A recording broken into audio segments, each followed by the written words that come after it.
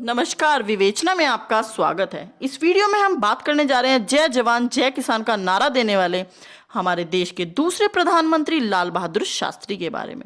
2 अक्टूबर का दिन बेहद खास है क्योंकि इस दिन राष्ट्रपिता महात्मा गांधी जी के जन्मदिन के साथ ही देश के पूर्व प्रधानमंत्री लाल बहादुर शास्त्री की जयंती भी मनाई जाती है।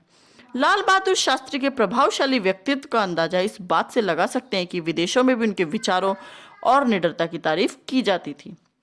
भारत के दूसरे प्रधानमंत्री लाल बहादुर शास्त्री का जन्म 2 अक्टूबर 1904 को मुगल सराय में एक बेहद निम्न वर्गीय परिवार में हुआ था।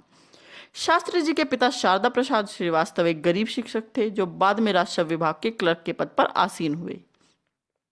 लाल बहादुर शास्त्री की शिक्षा हरिश्चंद्र उच्च विद्यालय और काशी विद्यापीठ में हुई और यहीं स्नातक की परीक्षा उत्तीर्ण करने के बाद उन्हें शास्त्री की उपाधि से सम्मानित किया गया।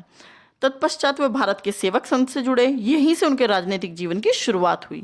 इनकी प्रतिभा और निष्ठा को देखते हुए भारत के प्रथम प्रधानमंत्री जवाहरलाल नेहरू की मृत्यु के पश्चात कांग्रेस पार्टी ने लाल बहादुर शास्त्री को प्रधानमंत्री का उत्तरदायित्व सौंप दिया।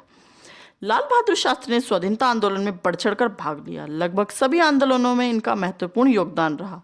स्नातक की डिग्री प्राप्त करने के बाद वे गांधी जी के साथ स्वतंत्रता के मार्ग पर पूर्ण रूप से अग्रसर रहे।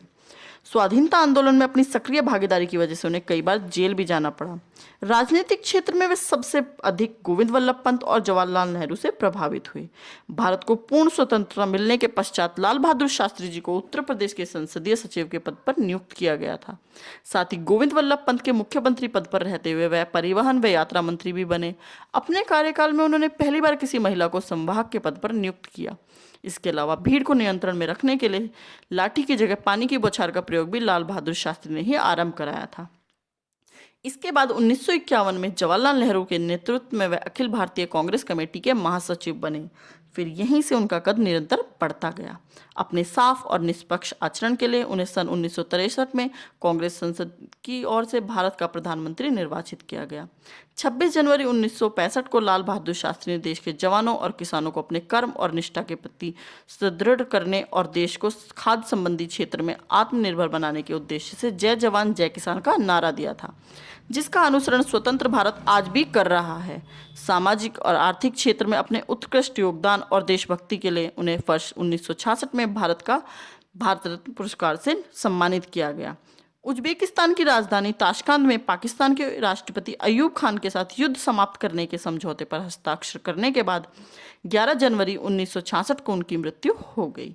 हालांकि भारत की आर्थिक समस्याओं को ठीक ढंग से न निपटाने और पाकिस्तान के तत्कालीन प्रधानमंत्री अयूब खान के साथ युद्ध समाप्त करने के समझौते पर हस्ताक्षर करने की वजह से उनकी काफ़ी आलोचनाएं हुई, लेकिन जम्मू कश्मीर के विवादित प्रांत पर पड़ोसी देश पाकिस्तान के साथ सख्त और दृढ़ व्यवहार अपनाने के लिए उन्हें काफ़ी लोकप्रियता भी मिली।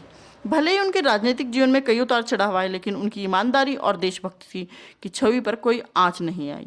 आज भी देश उन्हें उनकी सादगी और कर्तव्य परायणता के लिए याद करता है। विवेचना की तरफ से भी लाल बहादुर शास्त्री जी को उनकी जयंती पर सत सत नमन। धन्यवाद दोस्तों।